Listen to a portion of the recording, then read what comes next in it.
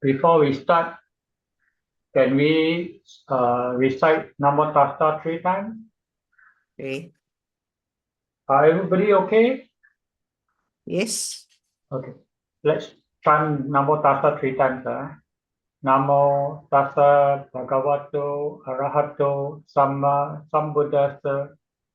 Namo Tassa Bhagavato Arahato Samma Sambuddhassa. Namo Tassa Bhagavato Arahato Samma Sambuddhassa. Good afternoon, brothers and sisters. Okay, so today is Tuesday, 6th of August, 2024, at this Aggacara International on the Basic Abhidhamma platform. So as a student, I'm only sharing what I know, so I'm not teaching. So hopefully we will actually interact using in this session to interact with each other, so they will know what are the things that you wish to know, and what I can share based on what I understand and what I think may be helpful for beginners. So I'm not quite familiar with the sharing or presenting. I'll do what I can. So as we go along, I'll suggest that we have interactions. So should you have any questions or doubts or what that you need clarifications, or you wish it to be explained, it's good to you can stop me, but it'll be good if you can raise a virtual hand so that I do know, and I will stop and allow you to do the necessary, so that if should there be a few who wish to clarify anything, at least there is an orderliness. Okay, thank you. So let's move on. So to relax our mind, let's have a look at this picture, see whether how you feel when you see this picture. Can I have some input? How do you feel when you see this picture? Let's interact a bit. As though this picture is like an ice-breaking session for us. Brother Cole, for me, mine is at ease. Oh, good. So you like the picture, the scenery, or the what? Yeah, the scenery. I mean, I used to go to some of these places where you can see a white sky, where you can feel very serene. Yeah, I too enjoy nature. So nature is one area which I like, and I normally, if I got a chance, I'll go to nature. Excuse me, hold on.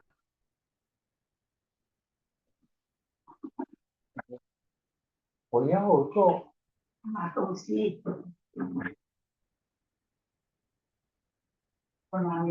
Okay, so nature is actually one area which we can have peace and calm. So I prefer going to nature too, and that's the reason why when I search in the website, so I found this picture which I find it very interesting, and hopefully you also will enjoy with it. And I will use this as a tool to share with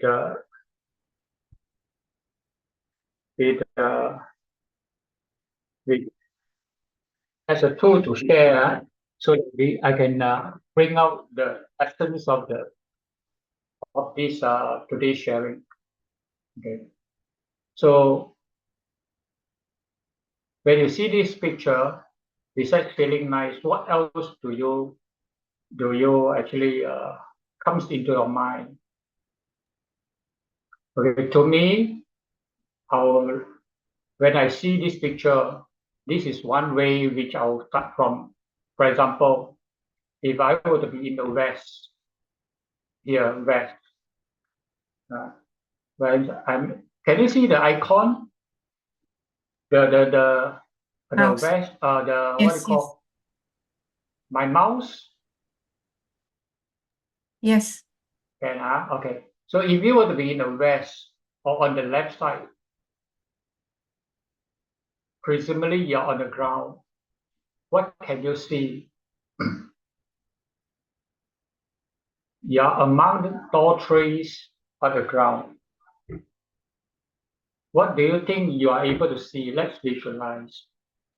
So for the first impression that comes to my mind is, well, when you're among trees on the ground, you'll probably be looking around you on the ground, and in this type of situation, there'll be a lot of shrubs. You see trees, branches, and probably some insects around. Yeah.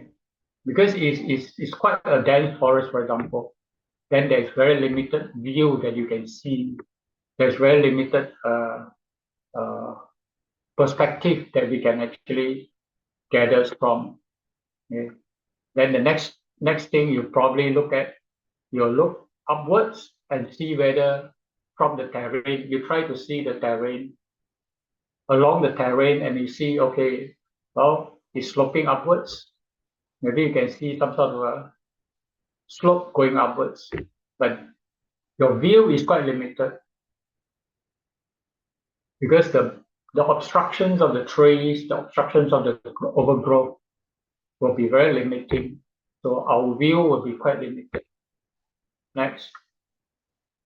If you were to be in the east, or if I were to be at the east side, here you'll probably have a bigger perspective because here the terrain is more barren, it's maybe more rocky, so there's less vegetation, or whatever it is, you can see a better, wider, further away. Okay. So similarly, at the east, we'll be able to see the surrounding area as well as the far area in a clearer perspective compared to when you are in the west. Okay. So let's move on. When you are on the top, definitely you'll be able to see even better, right? Because you are at the peak.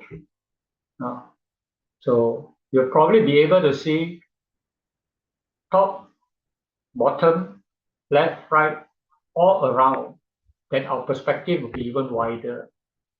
And we'll be able to see clearer and better understand the whole conditions of that mountain compared to if you were to be in the east, or better still, compared to even to the west.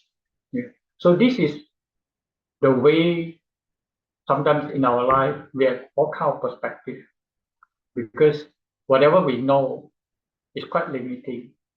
And if we do not actually explore, then there will be quite restricted views and opinions that we have. Yeah. So just within this picture itself, we can see that by exploring, then only we are able to get a wider perspective. And one way is to listen to different teachers, different speakers, or read up different books. Okay. So let's reflect further. What will be the Buddha's view? The Buddha can see what he wants to see. Yeah. Okay. He can see overall. I mean, maybe he look at the east, then he see who is suffering, who can be like having the good quality to get enlightened. So he will go there to preach. That is one thing, or maybe he see who is suffering, then he will how to say, do the Maha Karuna, he Yeah. give the compassion to the suffering people. Then Yeah. he may try to see who needs help, then he go and help. I think the Buddha can see what he wants to see. That's true. Shilling, you want to say something? I think his view would be all directions. Yeah. Actually, the more I study suttas and when I study Abhidhamma, I find that the understanding of the world in Buddha's teaching is so impressive that is one reason why, as we learn more, our faith on the Buddhas, as well as the faith on the Buddha's teaching, will actually grow. Yeah. Because it keep on confirming through our experience, through our exploration, that it keep confirming that what Buddha say is actually true, and our experience actually prove that. Yeah. So we will tend to open up our mind better, and we'll be able to learn the Buddha's Dharma as well as Abhidhamma or whatever it is, it from a wider perspective and less narrowed down by our own views. So this is what I actually learn also a lot from Buddha. Yeah. So for example, in our daily life, we do a lot of things. I mean, because I'm only sharing, and I try to share what I feel that is actually useful and that happens in our daily life. So in our daily life, when we see this, what do we do? Normally, the first impression is what? Just taste it lah. Food what? Okay. So we just accept that this is the fact. Okay, the food is in front of us. We just eat lor. And when you eat, you just taste it. Whether you enjoy or not, that is another thing. Okay. And do we really think deeper? Do we consider other aspect of it so that we can actually learn from it? Yeah. So this is actually a sharing that I gather from one of my Abhidhamma class conducted by this Sayama Pui. I'm not too sure because he's a Burmese teacher. I'm not too sure how to pronounce it, but so she teach this Abhidhamma level 1, and I find that the way she teach is very helpful because it's very practical. So, for example, this is one of the teaching that she shared. How do we relate our life, our daily life, with Abhidhamma, for example?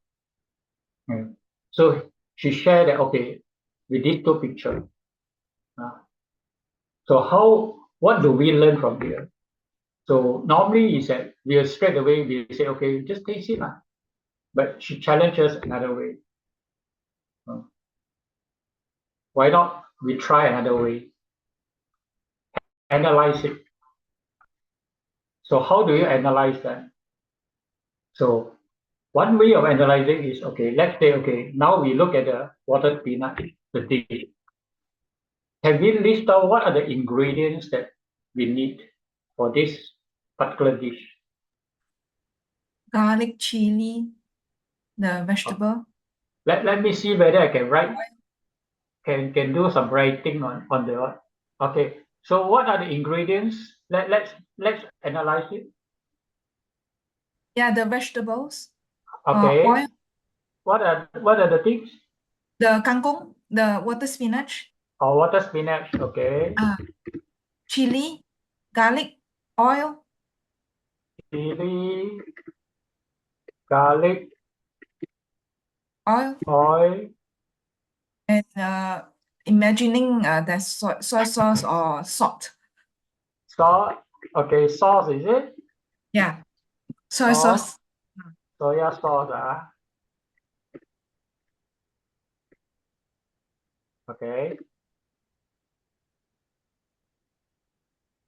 Water, spinach, veggie, chili, garlic, oil, soya sauce. Okay. Okay. So what about the next one? Okay, let's look at the fried rice. So it's Have is the the egg, the rice, the rice, cucumber, the chili, the cucumber, chili. the spices. Well, I don't know what what's the yellow thing is what. Spices, okay, maybe Anchovies. anchovies. How you spell it? Ikan bilis lah. Put there ikan bilis. Oh, okay, okay. So you see, there are items inside there. What about oil and water? Yes. Oil, water. No water lah. Fried rice, no water lah. Where got water? Hey, when I fry my rice, I do put some water, you know, just in case. Otherwise, it got too dry. Oh, Of course, if it's too much water, it becomes too soggy lah. okay. Sprinkle the water lah. Sprinkle of water. Then some salt maybe, Mm. or some soya sauce, or Soya sauce. Pepper. Oh, pepper. Yeah. So you see, when you start to analyze, then only you start to delve deeper. You think about it more. So otherwise, if you just look at it in our normal life, we just enjoy and that's it. Okay. But once you start to think about it, then only you will analyze. So, for example, this is one example of it.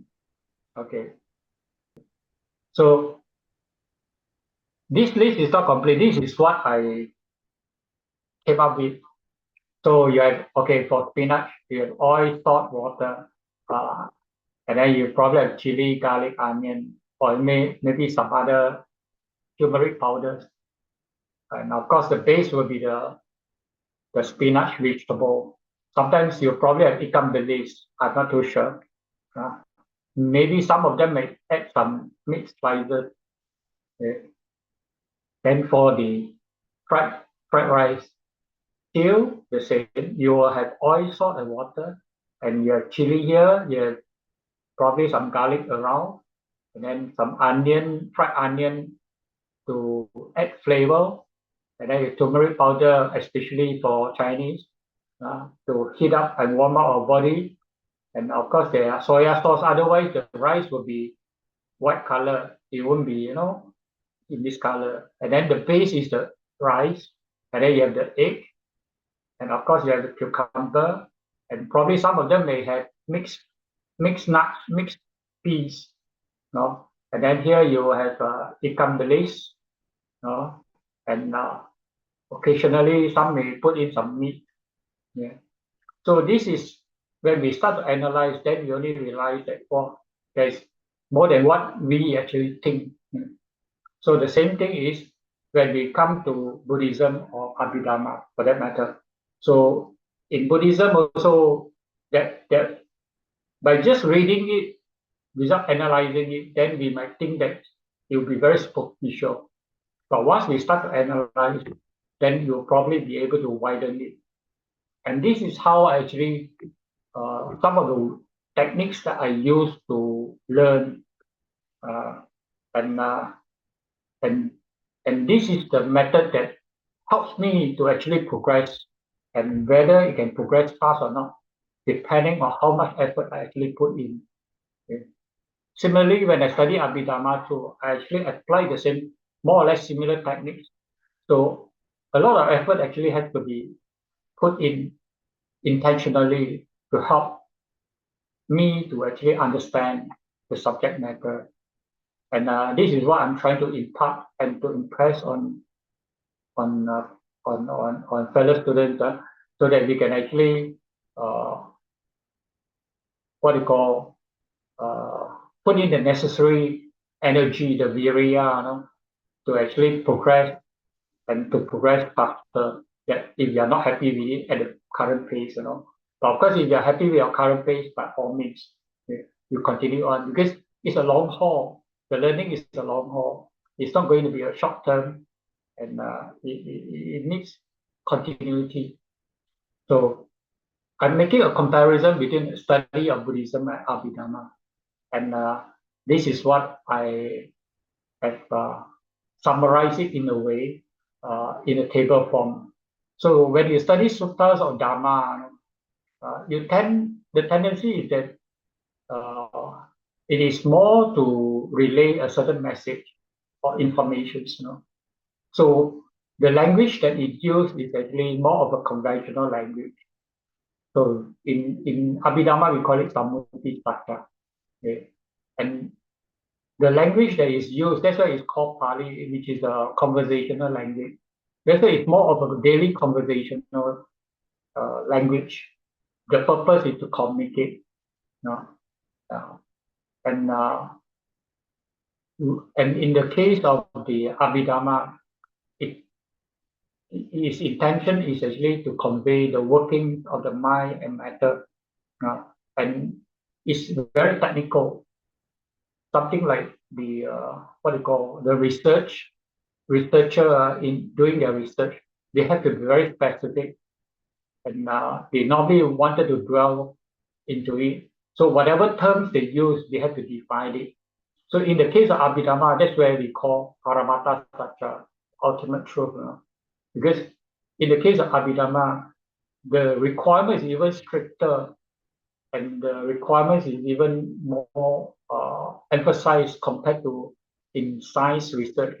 Science research is just a continuity of a process of understanding of nature, whereas in Abhidhamma, it's supposed to be the absolute truth. So when you talk about conventional truth, you can actually say that the conventional truth is actually using generally accepted terms. For example, the name, be it a person or a being. It can be a specific name, like for example, I'm Cole. It's a very specific term, but I can be also a human being, okay? And I'm also a student.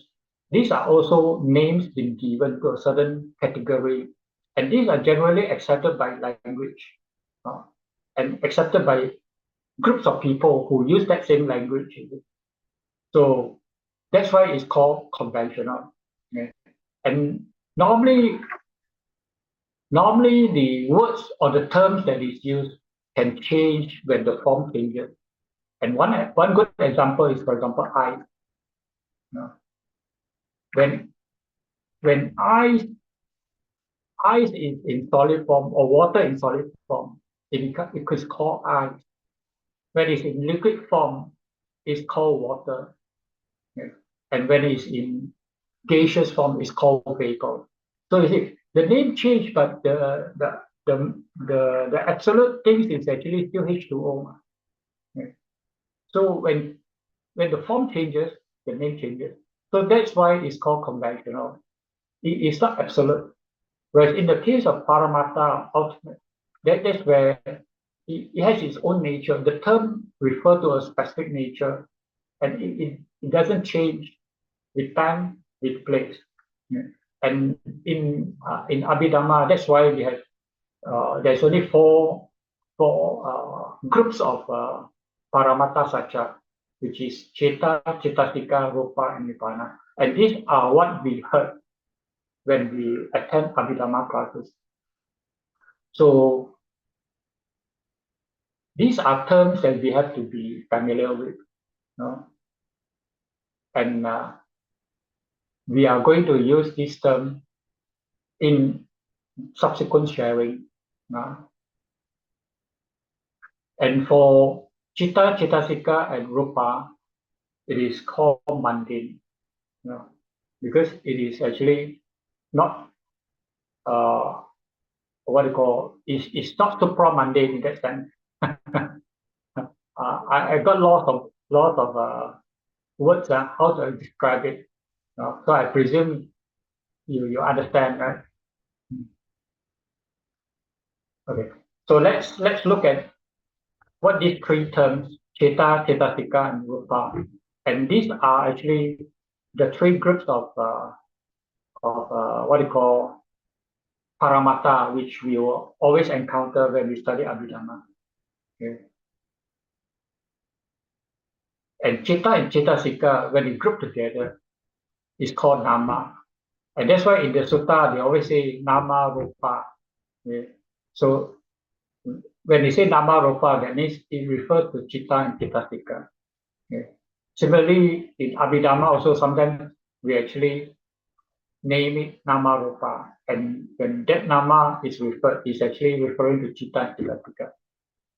And in Abhidhamma, there is a lot of correlation between Citta and Cettasika and vice versa. Similarly, between Citta and Rupa, and they have inter-influence, inter-relationship. Yeah. And why do we want to learn all these things? It's basically we need, because we know that there is karma involved. And karma is action. That action is through mostly, as a normal person, is through our body and speech. And in the case of our mind, we are not what you call most of the time we may not be aware about it, but through the body and speech, it is more obvious. And this is where, when I study Abhidhamma, it taught me a lot to understand why in the past I have a lot of certain body and speech weaknesses which I have difficulty overcome. And having studied Abhidhamma, then I start to realize that, well, there are techniques, whether in Abhidhamma or in the Dhamma, in the suttas, that teaches us how to use those techniques to overcome and to actually abstain, and then later on to change our behavior and become a better person. And over a period of time, you can see the purification within our own self. Okay. So this is the overall understanding that I have about my study of Abhidhamma. And I find that it's actually very helpful. But unfortunately, when we study Abhidhamma, many of us tend to drop out when we, for example, when we learn about Citta. It's so complicated, it's so difficult, and we have to memorize this, memorize that. And many of them may not have the persistency. But when you see the overall structure of Abhidhamma, and when you see or you heard about the benefit of this overall study, then hopefully it will inspire you to persist when you encounter problems or when you encounter difficulties. Because for me, I persist on. When I persist on, I start to realize and I start to see the overall picture. And once I see the overall picture, it helps me personally to improve myself much faster. Yeah. And also from there, I was able to see inward in a more orderly manner. No? So okay, anyone has what you call any question on this, or you want certain clarification on this particular? But this is the overall picture that I wish to share first before I go into the Citta proper.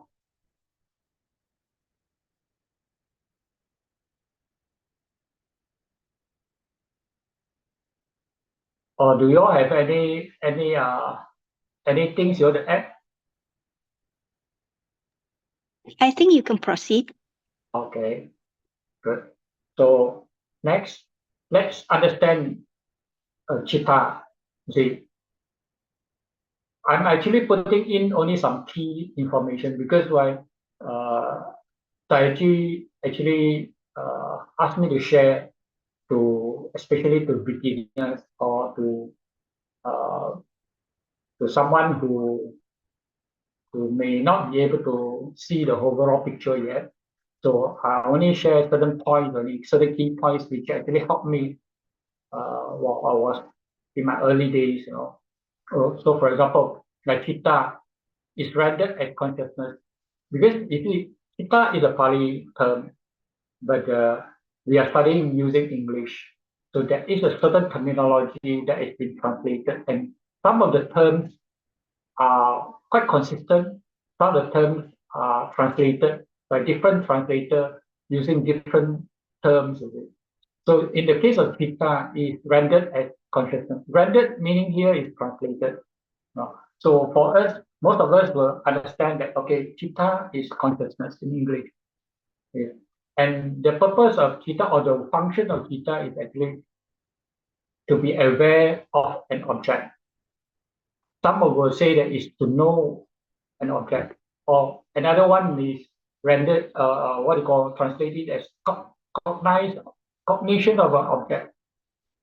So basically, this is the function of a Citta, and we need to be actually very clear with the terms or with the definition of each term, and that's why in Abhidhamma there is 4 defining tools that is being used.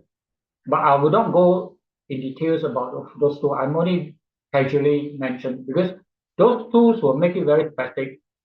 The term Citta means what? The term Cetasika means what?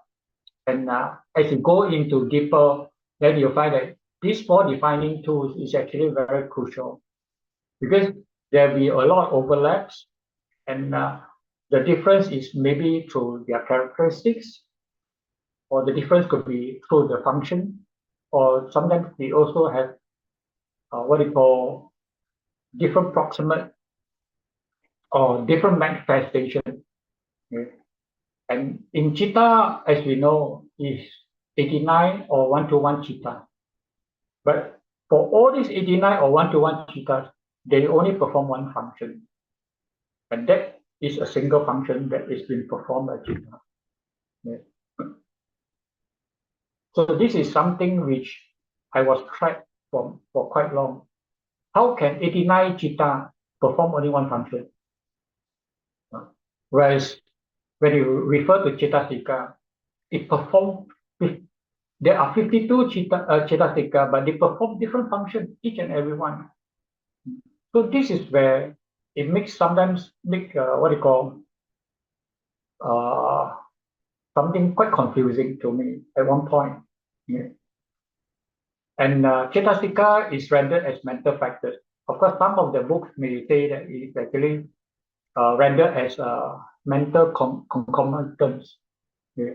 But of course, I think some of the books they use mental concomitants not only referring to Cetasika, but it also sometimes refer to Citta also.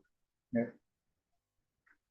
And this Cetasika also cognizes objects, but it's very specific. Yeah. It's very specific to each and every of the Cetasika. And in the case of Rupa, which is actually rendered as form, materiality, or matter, and is a way to describe the characteristics of matter. And for us, physical items, for example, it's easier when we see physical items, then we can recognize it. And Rupa is one aspect which will describe those physical items. And there are 28 types, or there are 28 characteristics. No. So let's look at our normal workings of our mind. Yeah.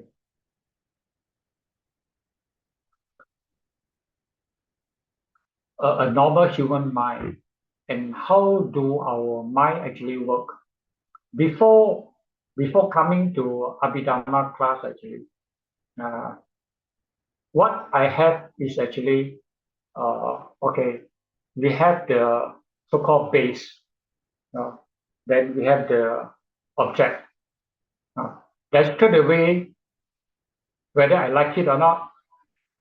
If I like it, straight away it goes to the action. If I don't like it, then it also goes to a certain action. I'm not even most of the time I'm not even aware about Citta. I'm not even aware about my mind. So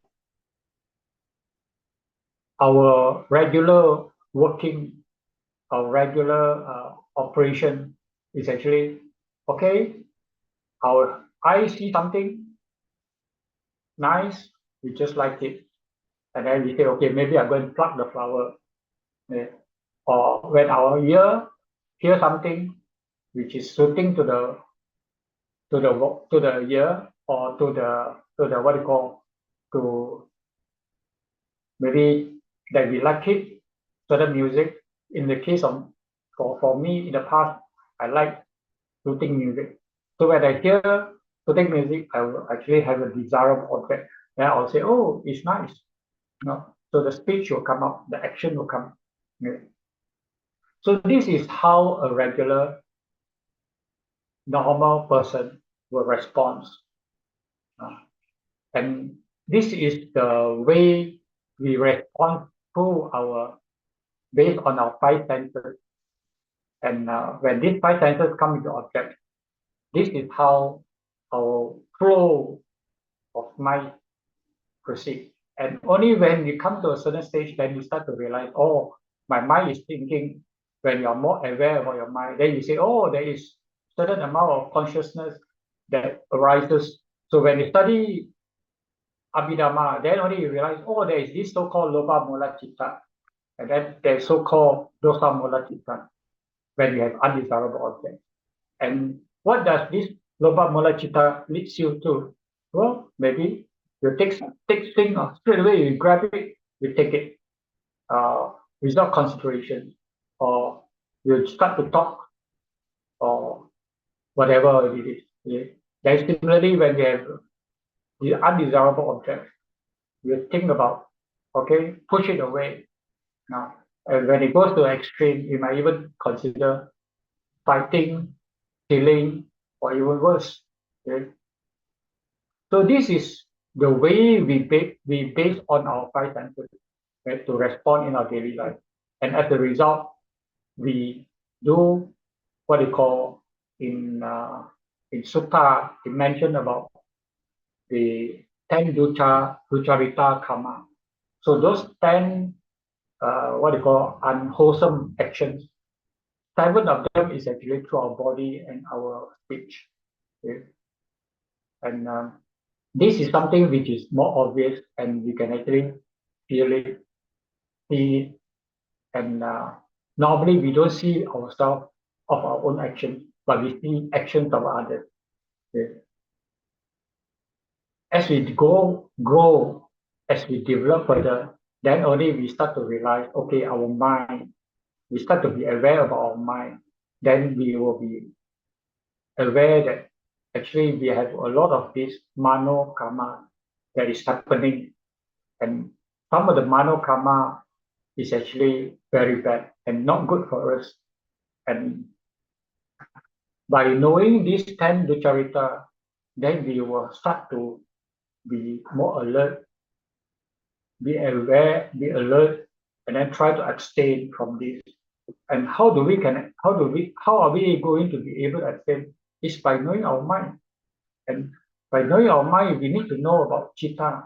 Okay? And this is where Abhidhamma tries to structure it in such a way that it's something like studying ABC. Yeah. So you are starting with the alphabet first. So we are starting to understand what is Citta first, before we are able to construct a statement, or before we are able to tell a story. Okay? So this is how I learn Abhidhamma as I go along, and I realize that now I'm able to construct stories, not so much about the ABC, because I've done the ABC. So similarly for beginners, sometimes it's difficult because you are learning the ABC and you are not able to relate the whole stories. And without the ABC, or without the Citta, Cittasika, and Rupa basic knowledge, you will not be able to know this whole story. Next, we go into the workings of the mind and its ultimate sense based on Abhidhamma. Yeah. Just now is normal workings of the human being, of a normal human being. Now, from our Abhidhamma point of view, how does it go about? How does it analyze it? So this is one simple illustration that I find it very useful from one of my teachers, and she actually used this pictorial graph to actually explain. Hopefully, it may be useful to you too. Yeah. So you see, it actually you have the base, that means you have the five senses, and then you have the external object. When they come into contact, then the consciousness will arise. Yeah. And within this consciousness, there are a lot of mental factors or mental states or cettasika that arises with the consciousness. For example, if we have the body, kaya, and then when you have the external object, potaba, then you have the kaya vijnana, the body consciousness arises. Yes. And that will have certain cetasikas that arise with the consciousness. And as we know, as we have studied cetasika before, we know that the seven universal cetasika will arise with this basic consciousness, these five basic consciousness, the chakku, the sota, the gana, jiva, and kaya vijnana. Okay. So this is one aspect of it. Just now we actually mentioned about the five sense base, and this is the five sense base. No. And this five sense base, when it comes to contact the object, that will arise this chakku vijnana, and there are two chakku vijnana. Yeah. So as there are five senses, so there will be 10 consciousness, which is, we call it the bare consciousness, the vijnana that arises. But here we have here another one, which is the mana, which is the mind. This is the mind base, and there is the dharma, there is the dharma object. But this is something which is the mind object that when they come into contact, there will be consciousness arising. And what are the consciousness that arise? So these are the mind consciousness, and there are 79 of them. So having studied Abhidhamma, then only I realized that there are so much of intricacies that is happening in the mind, and even at this level itself. Okay. So when I realize this, I find that, well, there is so much more that I need to know. There is so much more that I wish to know. So that is generally how the mind operates in a simple way at this current level. Of course, there are other things like the VT, but I'm not going to touch that because you haven't studied that. So at this point, is there any question? Yes, Brother Cole. Actually, yes. Yeah, for the mental states, right? You use different colors to represent the cetasikas, right? May I understand? Also, basically, the common to all chittas and akusala as well as sopana, right? Yes. Okay. Yeah. So okay, I understand already. Because I actually screenshot because I do not want to redo the thing. I just screenshot. So this is just a sample of it. Okay? A sample of the cettasika. Okay? But the purpose here is actually to let us know that this cettasika actually arises along with the consciousness. And actually this cettasika colored the consciousness. Okay? Because the consciousness has only one function, is to cognize the object. So how can a single function have 89 type of citta? it is because of this Cetasika. Okay? So that's where the 89 Cetasikas have different variation is because of the Cetasika. And even 89 itself, there is still more if you really look into it further, because why? Some of the Cetasika may arise, may not arise. In the same Citta, but it may not arise the Cetasika, certain Cetasika. Okay.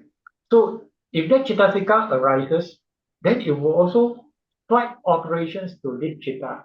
Okay. So there are actually more than 89. Okay. But that doesn't matter. It's not at this point for you to know. It's just that this is just to illustrate how the Cetasika influences Citta.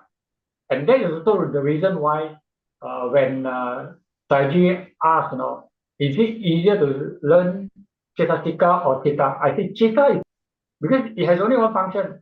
But Cetasika, each and every Cetasika has different function. That was what my perspective was. But of course, in terms of numbers, 52 is less. Okay. Hope it clarified your helps you. Okay. Chayon, Sister Chayon. Brother Cole, the 76 is the 3 is what? The 76 is the remainder lah. The 3 is what? Then the Okay. whole 79 is a mano, is it? You see, in mano, there is two type of mano. One is the two sampatichana plus pancha dwara awajana. That is Pancha is not the 10 one. that, you see, when it comes to VT, you have the receiving consciousness, right? Mm. And then you have the 5-dot everything. Mm. These three together, they call it mano dhatu. Mano dhatu. And then the 76 is The remaining lah. So the 3 is the Santi Rana and the Sampatichana. pancha dwara awajana. But the 5-dot everything. Okay. So No, the but this one Panchadwara is and what? two sampatichana. One Sampatichana, one No, Sandidara. two. There's one Two, akusala, then the kusala sampatichana. Afterward we have the Oh, okay. because that is the Sampatichana, receiving the consciousness. Kusala and the Panchadwara. Yes, the 5-dot everything. Oh, okay. I just want to highlight so that, because I was a bit confused here at a certain point until finally I actually realized that, the mano side, they have actually for certain reason they break it into two groups, you see. Okay. Any other questions? If no, we'll proceed on. Okay. Okay. Now we go into Citta. So this is the breakdown of the 89 or 1-to-1 Citta, which I believe all of us are familiar with. Okay. So the Kama Vachara 54, Rupa Vachara 15, Arupa 12, and Lokutara 8. So at this point, okay or not? Okay. Yeah. Bante is Bante okay with it? Bante okay with you? Bante Anshin? Hello? Bante, are you okay so far? Yes, I'm a bit confused about the last slide one. Last slide. Yeah. This one is it? Yes. Here Okay. you have presented the 2 each multiplied by 5 senses. So 5 senses is Saku Vinyana, Sota Vinyana, Ghana Vinyana, Ziva Vinyana, and Kaya Vinyana, right? Yes. And 2 means? Okay, 2 because why? You have one akusala vipaka, then the other one is kusala vipaka. Akusala and Kusala Vipaka. Yes. Under the ahituka, in the Ahituka, right? You Yes, have the Akusala Vipaka, seven of them. yes, Then yes, the Kusala Vipaka, 8 of them. yes. So each of this category, there are 5 of them, which is the Caku Vijnana until the Kaya Vijnana, and then the other side also Caku Vijnana to Kaya Vijnana. So each Okay. one. So you add up is 2 for each senses. Okay, okay. Uh, And the mind consciousness, okay, 3 into, okay.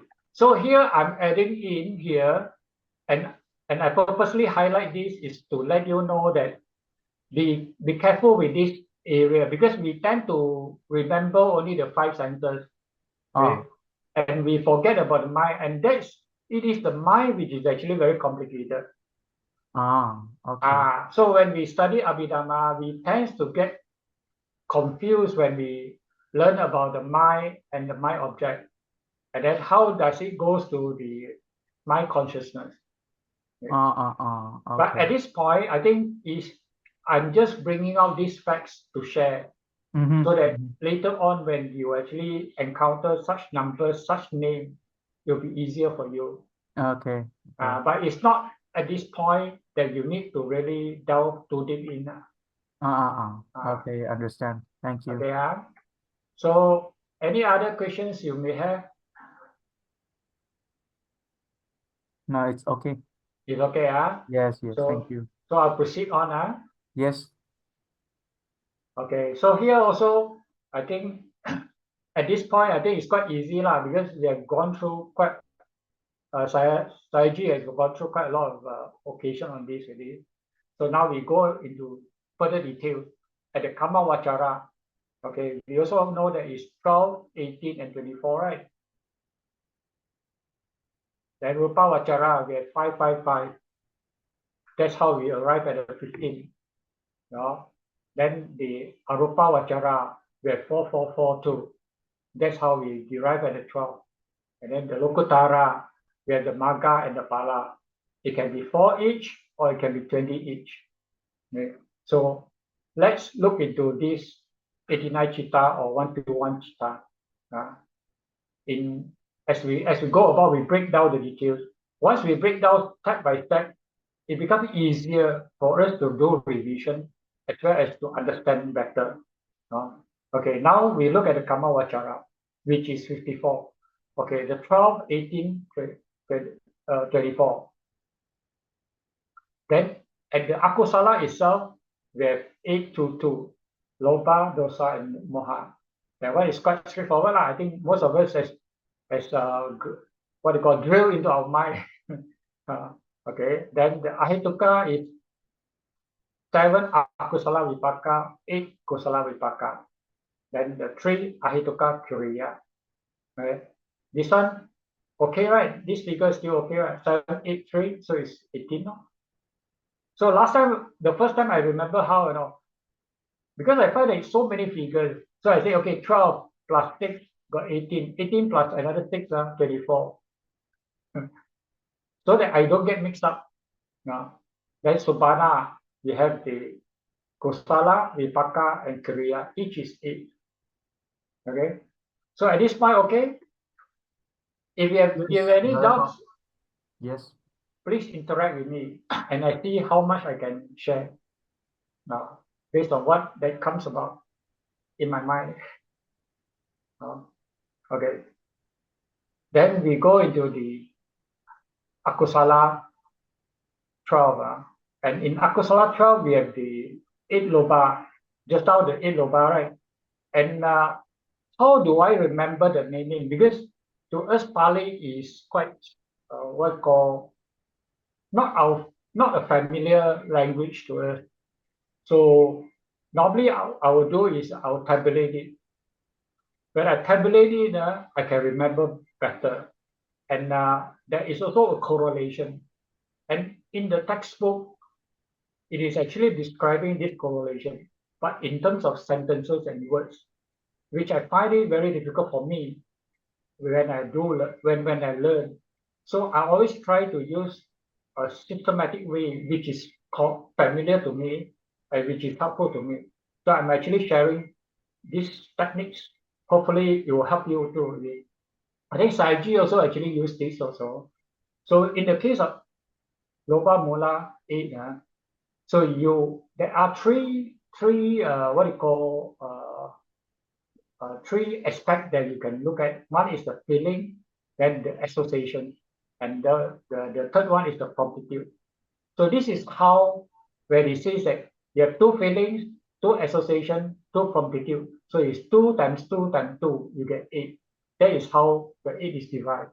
So in this table, you can look at it this way. I didn't draw the arrow because it becomes very confusing sometimes. Too much of details in the table. So the feelings is, one is pleasant, the other one is neutral. And then in the association is wrong view or without wrong view.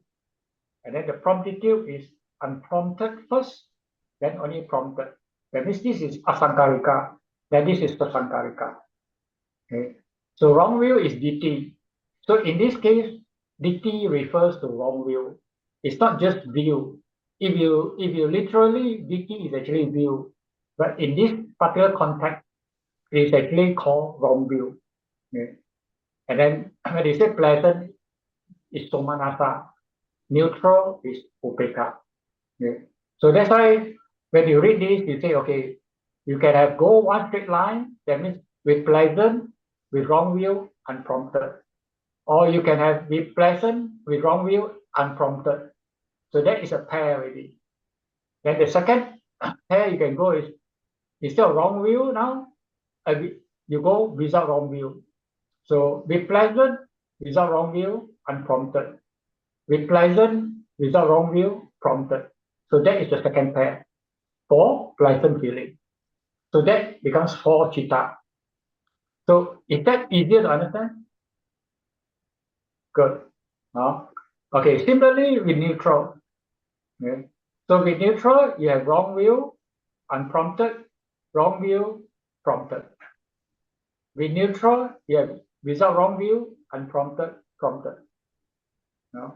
So this becomes very easy. So how I remember is with this table, it becomes a picture in my mind and it's easy to recall.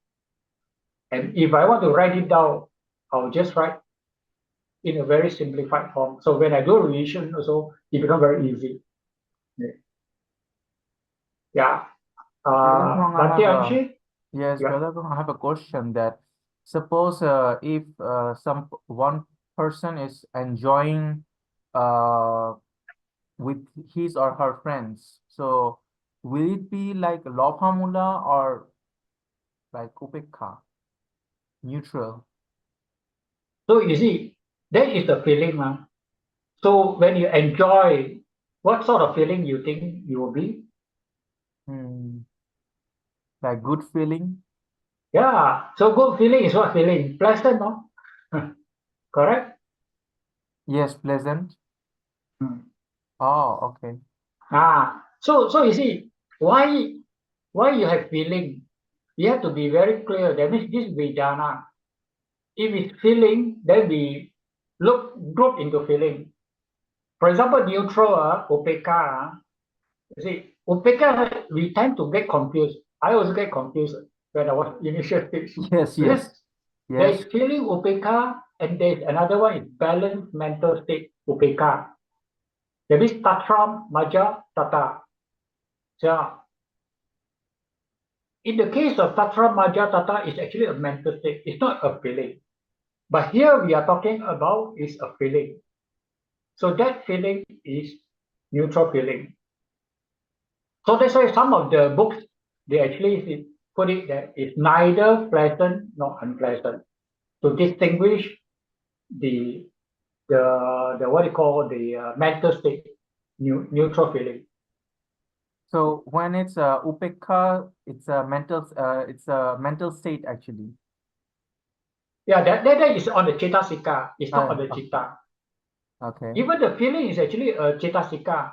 You see, in this grouping itself, it's actually feeling is what cetasika. And how it influence the citta, this and it's actually a dominant Cetasika here. Of course, there are also in Loba Mula, there are many Cetasika, sorry. But then, why is this feeling being highlighted? It's because it's dominant. Okay? And pleasant or neutral are dominant feelings. And that dominant feelings will influence the characteristics of your Citta. So when the either it's pleasant or unpleasant, the feelings range is too high actually. Yes. Uh-huh. When it's too high, then we can consider it with feelings. Actually, mental state also can be very wide range. Yeah. Similarly, feeling, but just that feeling, maybe I would say what we start from the gross one first, because if we go too refined, we will tend to get confused, or we tend to get carried away. So let's start with the gross one first. That is, let's start with the 3 type of feelings that is highly recommended. That is the pleasant, unpleasant, and the neutral. Then once we get familiarized, then we can go for more refined feelings. That's why they have 5 categories of feelings. Yeah. Where besides the mind, 3, they also the body, the pain, and the so-called pleasant or happy feeling, the bodily feeling. Yeah, of course there are also what they call it what that means, for example, 3 times 5 senses. 3 times 5, you got 15. There is another way of grading. That means for the eyes got pleasant. The nose also got pleasant feeling. Then the ear also got pleasant feeling. Yeah. So that means 3 type of feeling times 5 senses, you got 15. No. Then you got what? We got another way, when you go deeper, you got internal and external. But then let's don't go too far, because it makes it very complicated. But once you are there, you'll be able to understand better. That's why in Abhidhamma, there is many ways of classifying. That's why sometimes you find that there is contradiction. Why this one say it's only 3, then another one say 5? Yeah. Yes. It's the way, the different aspect that they wish to bring it out. So similarly with the Dhamma, in the Sutta also, sometimes they describe, why is it 3, why they describe this 5. Okay. So, but they okay or not so far? Yes. Yeah. So next we go to Shinling. Yeah, Brother Ko, I have 2 questions.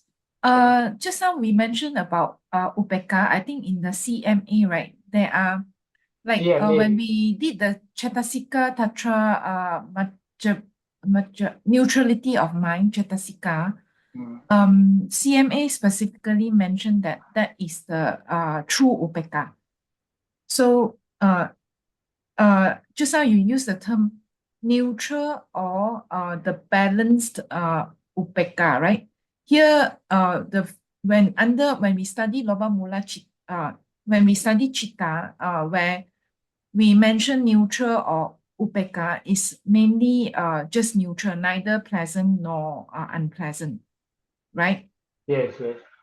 Whereas the neutrality of mind, that is the balanced Upeka. Yeah, mental state. So, so that's what you use, right? So for Brahma, the Upeka in Brahma Vihara, is that the balanced Upeka? Yeah, it's more of the mental state. Okay. But then that mental state actually is unbounded. That means it's limitless. Okay. At that perspective, that's why it's called Brahma Vihara. Okay. Okay. And second question is that when we study Cetasika Vedana feeling, we mentioned that it's very clear only 3 types of feelings, right? Pleasant, unpleasant, and neither pleasant nor unpleasant. Unpleasant, yeah. So, but we don't talk about whether it's mental or physical. So over there, it's referring to mental, right? Actually, Citta and Citta both are mental. It's just that it's a category called feeling, Vedana. Okay. Actually, Vedana is also mental.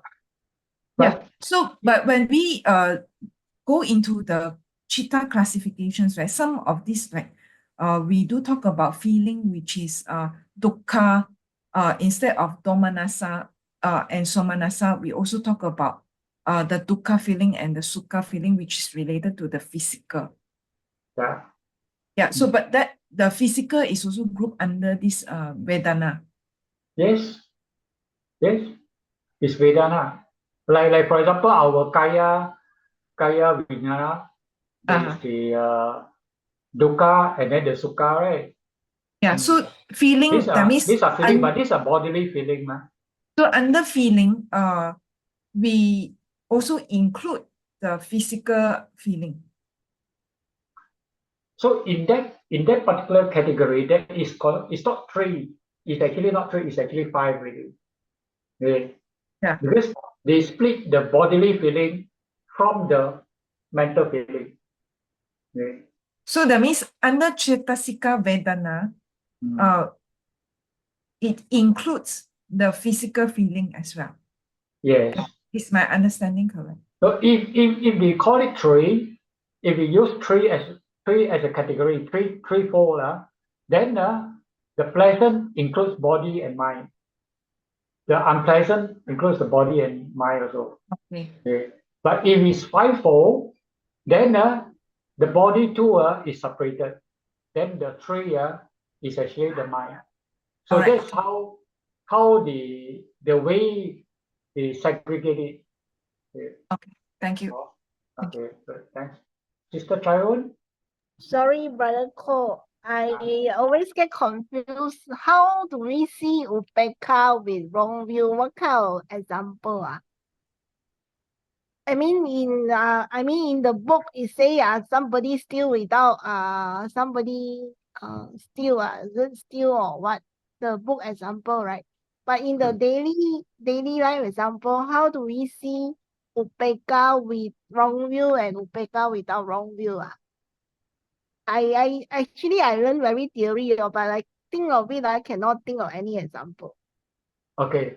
You see, normally in my case, how it becomes But the neutral feeling. Somanasa also I also cannot really think of a good example. Okay, so Manasa, for example, just now the dishes, right? If you like the dishes, what sort of feelings it will appear in your mind? Yeah, I know it's pleasant feeling, but how is it wrong view? Okay. Because I think it is a forever good feeling. That's why it's wrong view. So if you're not aware that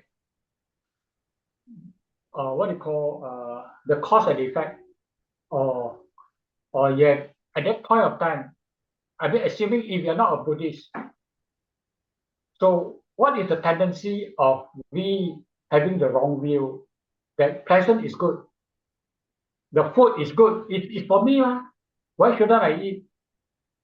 Why shouldn't I take it? Why shouldn't I take my bigger share? I'm happy because I like it, so I take a bigger share. There's nothing wrong. So if it is without wrong view, that is how. Okay, without wrong view, for example, now you are a Buddhist. No, by using the food example now you say the food, if I'm not a Buddhist, so I don't care other people don't eat, don't have share to eat, it's not my problem. I want to eat, so I eat all my whatever I can grab, I just eat. So because you don't want to share without not being Buddhist, maybe you don't think of like compassion towards others. That is we wrong view, right? So without wrong view is how? Means I think, oh, I must have compassion, so I must share with them. But Yeah. it's so manasao, right? It's how? Yeah. I mean, you still have wrong view, but then you still have the nice feeling because you like the object, That nice object gives you the pleasant feeling. So you still have that pleasant feeling. But because you have the right view that you should share, because there is always a cause and effect, that if I were to be greedy, too excessive, then the others may not have to share. Then they will go hungry. For example, I mean, this is something which comes to my mind, just so I'm just sharing. Of course, Okay. it may not be the best example. So Okay. the upeka example, Okay. For example, in my case is, if I were to do the same thing over and over again, do you think that you will continue enjoying it or not? For example, let's go back to the dishes. If everybody every day you were to eat the same thing, even though it's something which you like, after a while, do you think that you still have the pleasant feeling? but it become nomanasa already or become anger or do we? No, not necessary yet. Not necessary yet. You still want it, but your feeling is neutral. That means you say, I take low. Yeah. It hasn't come to the domanasa yet. As you go further, you get dull, you get bored. And when you get bored, before you really get bored, you will come to a stage where you say, okay lah, can just take it low. Because it's my like something which I like, ma. But then now to me, no rasa, ma. No. Okay. No read. So it becomes a rhythm. From a happy feeling, it becomes a neutral feeling. This is what I observe also when I actually look into my mind, and how my life become more and more boring in a way, because if you keep on repeating the same thing, that is also one reason why sometimes I need to challenge myself to break through the routine. And so the same thing is, I think in the sutta also there was mentioned that why the monks are not allowed to stay in a certain place for too long, because you get used to it. And of course, there will be, besides that also, there is also great lah, because for example, they got good place to live, good food to eat, good support, they get attached to it. The other thing is, it's also a good way to break the rhythm of our mind. Because once our mind gets into the rhythm, it becomes conditioned, it becomes habitual. So when you break the rhythm, the habits will be broken, especially the bad habit. And most of our habit is actually no good. That's why when you observe your mind more, you find that there is akusala, even though it's 12 only, it's very dominant. And the first time I actually see my mind, in that sense, see my mind, I was shocked. I can almost say 99.99999% is akusala. Every point of it is akusala. And it becomes so fearful, at a certain point. How can it be? I thought I was a good person. So the same thing is, when you start to see this, then you will say, wow, how marvelous, this Abhidhamma studies makes me aware of myself, of my mind. So does that help you, Sharon? Yeah. Still need to think. Yeah. You have to actually, that's to me, meditation was tough for me. So what I did is, I try to calm down my mind. When I calm down my mind, and in solitude, for example, in quiet place on my own, then I try to prompt myself to look inward to my mind. Then over time, because of Ayasma Aggacitta's techniques, open mindfulness, it helped me a lot. And then later, the Wise Foundation, this teacher Taklon, the way he teaches allows me to actually understand better. So when I observe my mind, even though when I'm walking or doing daily chores, and even when I'm studying, occasionally I prompt myself to look inward. Then I start to see my mind better. Because if you ask me to sit down, I have a problem, because there's too much of hindrances. Though it's only 5, but that 5 keep coming, you see. And the most distinct one, even at this point, restlessness. The mind keep on jumping, monkey mind. So it without being able to tame the restlessness, it's very difficult to focus.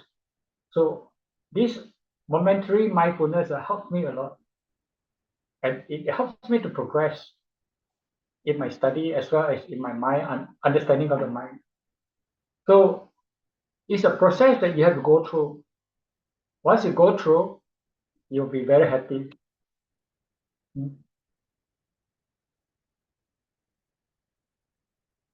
Okay, thank you. Oh, these are techniques. Okay, Bante and Ashin. Yes, Bante. So suppose someone is attracted towards food, then it's a somanasa feeling, the pleasant one, like in the category of lobhamula, right? Lobhamula. Yes. And when he is like just now you said that repeated that food daily, then he get bored and the feelings get neutral. Yes. So inside that lobhamula, it's get associated with neutral feeling, right? Yes. Okay. I want to clear that actually with the examples. Yeah. As just now it was mentioned, as it goes along, if you get from neutral feeling, you can actually become domanasa. That means dosa, no? It is possible. So that's where it goes to the next category, the dosa mula. Okay. So you have to be very careful. That's why sometimes for me, early on I didn't know about it. I did not realize about it. So when I learned this, then it started to highlight to me that I have to be very careful. Because normally, in particular, when you are poor, when I was young, I actually was from a poor family. So we keep on having the same thing. So come to a certain stage, you start to be what you call envious of your friends, and then from there you start to be angry with your family members, angry with your parents. Why I don't have this, I don't have that. So the same thing is when you come to adult. Sometimes when in our career or in our what, we say, how come that fellow is not as good as I am, but why they are enjoying this and that? You see, so it's from one end to the other end, and we're not realizing it, that we get into trap, and that's how we ended up in samsara in a way. See? So having learned this, I start to be able to recognize it first. Knowing and then recognize it, then the next stage is we see how we can abstain. Then by abstaining, then only we can talk about purifying our mind. Otherwise, if we don't go through those stages, the front stages we don't have, it's very difficult because there is no momentum to push us to go further. So when it comes to dosa mula 2, there are two citta. So the same thing is feeling, association, and promptitude. But here there is only 2. One is with unpleasant, and then with hatred. That means the patiga, sampayutta, and then is unprompted, asankarika. So the other one is with unpleasant, still the same. That means domanasa, and then with patiga, with hatred, and then is prompted. So this one is one straight line. Unlike here, you see, here it go one straight, then it cross down. Then this one it come down, it goes up. Then this one come down, goes. See now. So table may look the same, but the way you read the table, you have to understand. Then only you can derive a 2. Otherwise, if you follow this, you say, okay, with unpleasant feeling, with hatred prompted, it's still the same. Fortunately, these 2 is the same. But if you go to the other one, somanasa is the moha mula. Moha mula is also 2. So you see, with neutral feeling, and then the association is without. There is no promptitude. So it's with neutral feeling without. Then with neutral feeling with restlessness. Restlessness is udacha. And then doubt is vichikicha. So with this, it becomes very easy to remember. That's how I remember. And that's how I do my notes. And that notes help me a lot. So when I recall, it's easier to recall because to me, some of these pictures helps a lot. I'm not too sure about you. It depends on your individual. So you do the way that you feel that is suitable for you.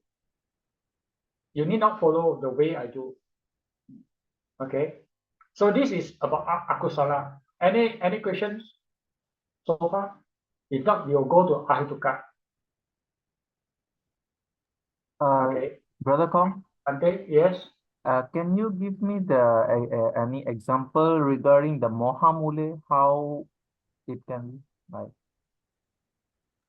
Moha mula without I would suggest because to me I'm not good at giving example.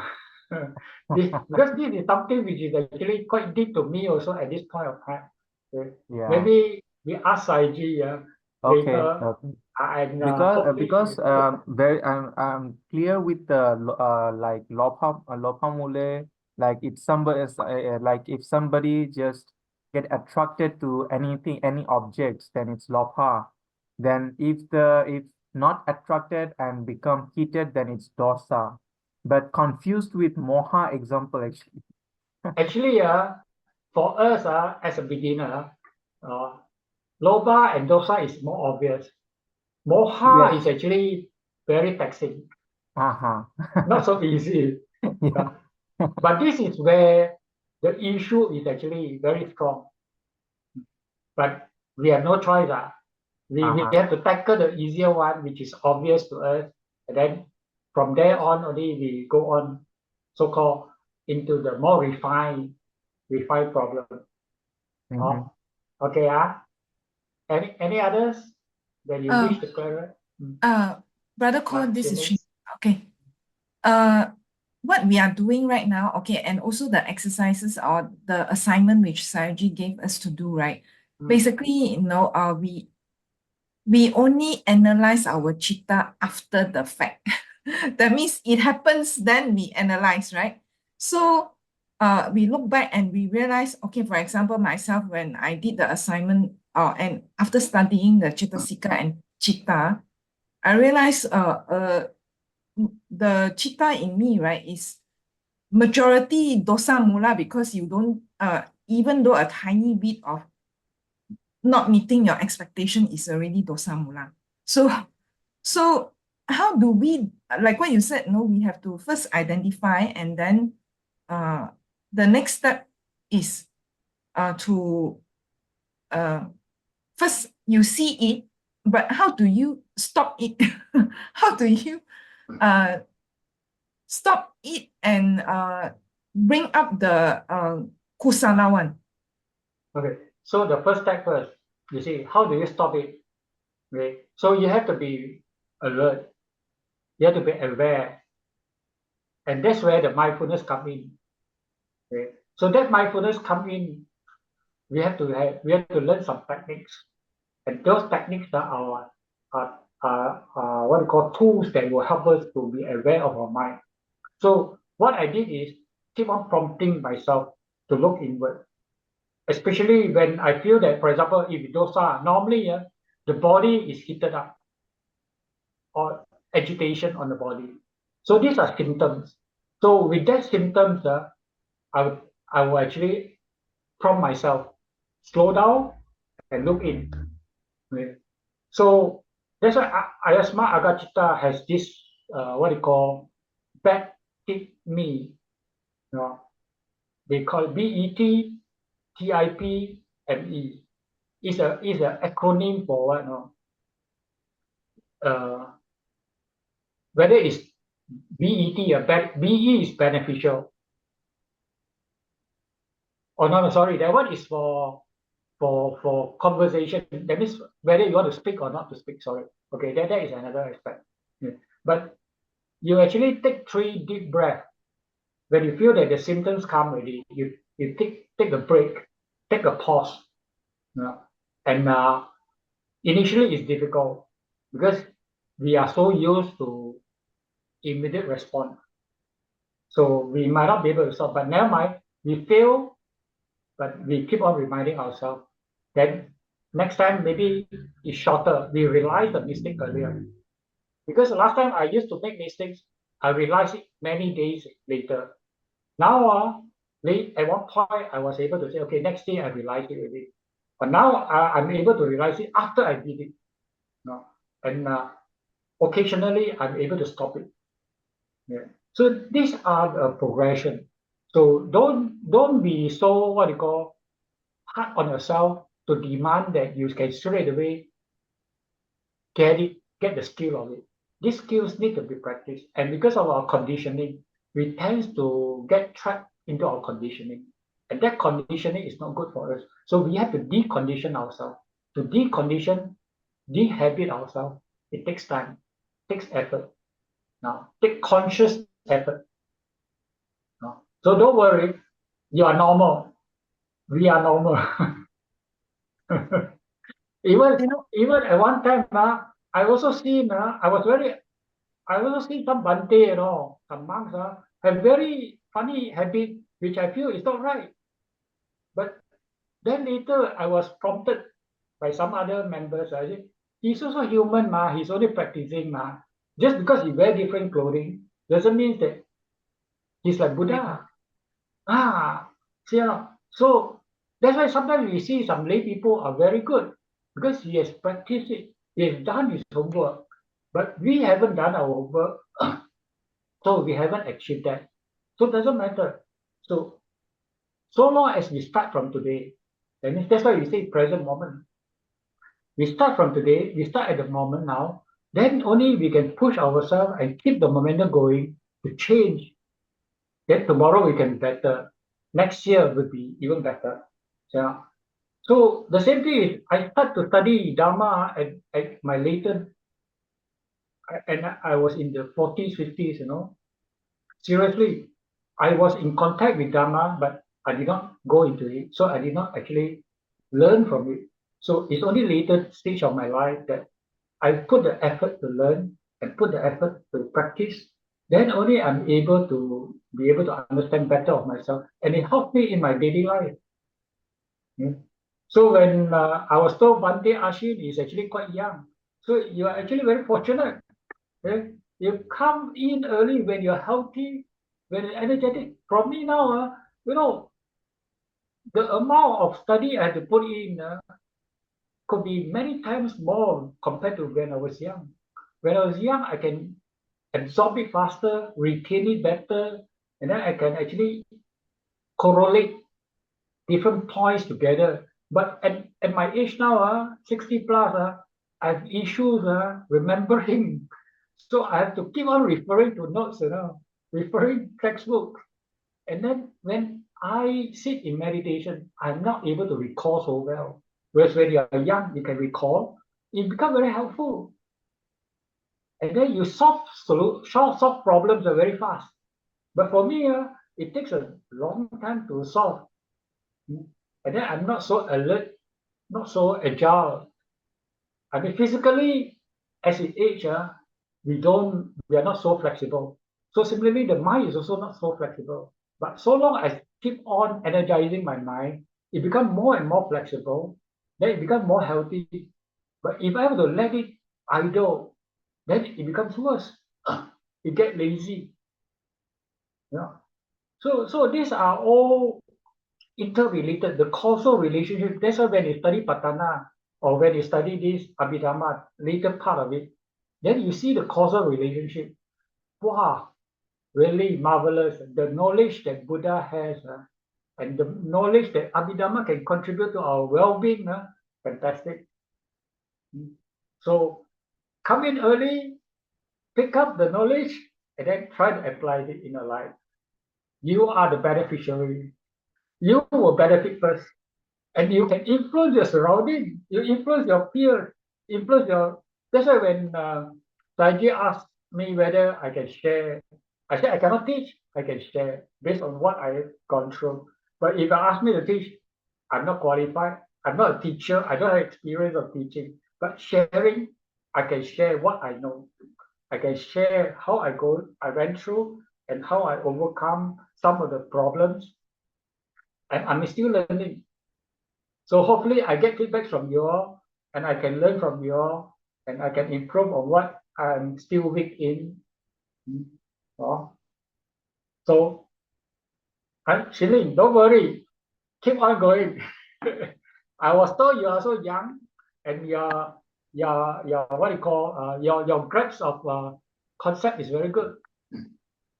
No, actually, the study helps me to identify like what you said. But there are also times, right? Because especially after Sayaji's classes on Citta, I understand that at every moment, there's a Citta. And for example, there are some situation I cannot identify which category the Citta belongs to.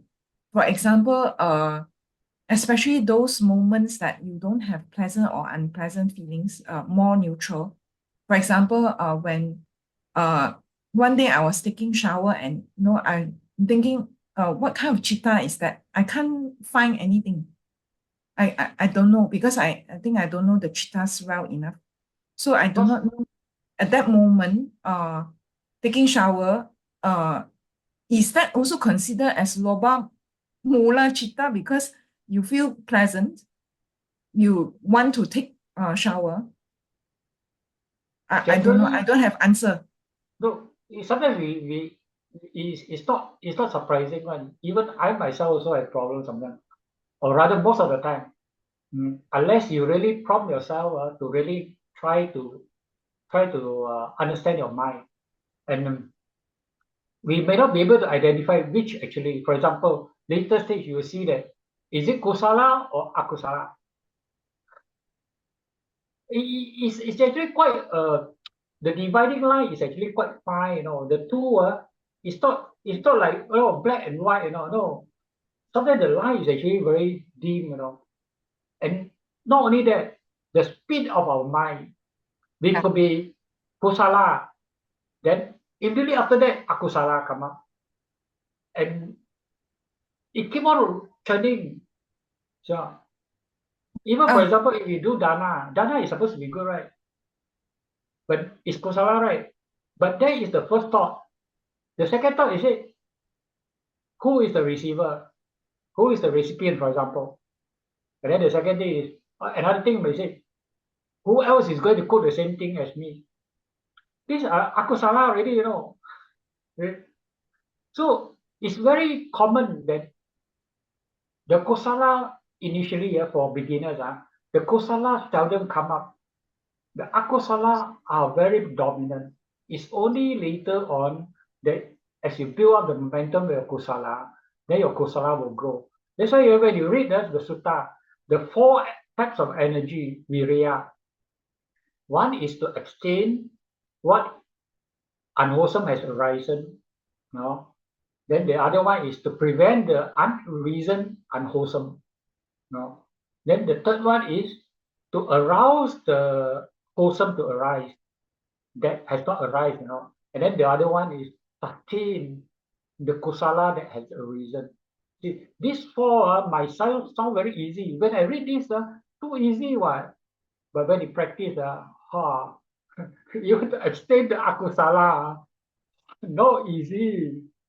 Okay? But at least we know now, compared to if you are not into the study, you don't even know. That's why I say, just now why I put in normal person. And then when you study Abhidhamma, and that itself, I'm in a superficial level, I can actually appreciate the benefit of Abhidhamma itself. I've studied the sutta quite many years, but it doesn't really brings me into the depth that I have when I study Abhidhamma. So to me, I'm very appreciative of Abhidhamma, and I'm very appreciative of the teachers that teaches Abhidhamma to me. And of course, there are many Abhidhamma teachers outside. But fortunately, during the COVID, there was a lot of online courses, and that's where I benefited a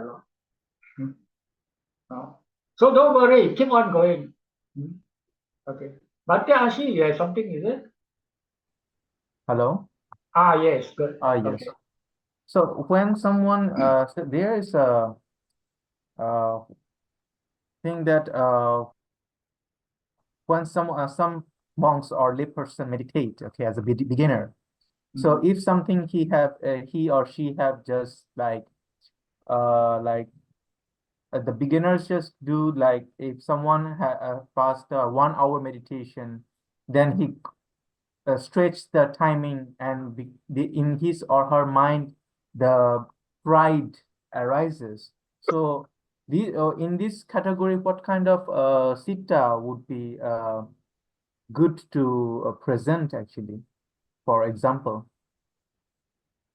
When you have pride, pride is mana, right? Yes. So mana is with which one? Without wrong view. Mm. You see, but you see, loba mula without wrong view may have mana or may not have mana. Okay? But in the case of Abhidhamma, if is mana arise, that is always without wrong view. Mm. Because wrong view and mana does not come together. They don't arise together. Later stage, when you study the what you call relationship between the Cittasika, then you see that mana and ditti does not come together. They Because arise, because and these are in under my loba. because in my assignment I have written up with my own experience of life, like when I was in layperson, then when I donated and repeat the kusala, then a kind of pride arises actually. A kind of pride arises, you know what I'm saying? So what kind of citta would, like, I was confused actually at that time, that what kind of citta I would just give there, Okay. put there, yeah. Okay, so the way to label that citta is whether it's pleasant or not unpleasant. You have pleasant or unpleasant. Pleasant. Okay, so you have be pleasant, then without wrong view, and then whether it's prompted or unprompted, depending on your situation. Unprompted. So it's unprompted. Then your citta will be somanasa, sahagata, ditti, ditti vipayuta, and then asankarika citta. Ditti That is the Vipayuka. name of the citta. Oh, Ditti Vipayuka. What is Vipayuka? Vipayuta, that means dissociated from. Oh, from you. dissociated. Okay. So Vipayuka is dissociated, and associated is Sampayuta. Sampayuta. Yes, yes, yes. Okay, okay, yes. So I also get confused with the term Sahagata, Sampayuta. I tend to jumble up also. Yes. So don't worry, when you are beginner, when Okay. you make mistakes, it's the learning. Okay. If you don't make mistakes, you don't learn. Because why? We take for granted that we know. So when you make mistakes already, then when somebody pointed out to you, then you correct your mistake. Next time you remember, you will not repeat the mistake. Less likely you will repeat the mistake. So don't worry. I make a lot of mistakes, silly mistakes also. Yes, Okay. yes. Okay. So we should continue on already. It's 2 hours already. Just sorry, brother Okay. Cole, Okay. just a question on Ashwin's question. Hmm. Just now you mentioned about mana is without wrong view. I Yeah. thought mana is conceit. Conceit means that you feel that you are the best, you are superior.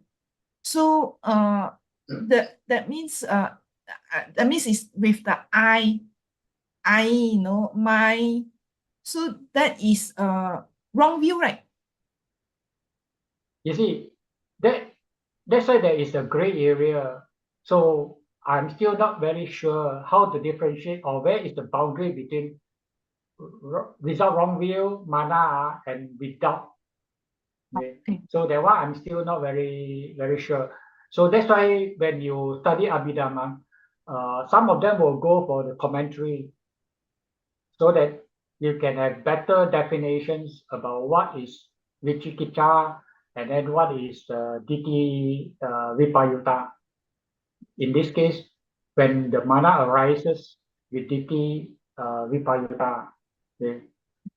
So at this point, let's not go too deep into, because there will be a lot of subtle boundaries, and that subtle boundaries, if we try to understand now, we will tend to be confused more easily.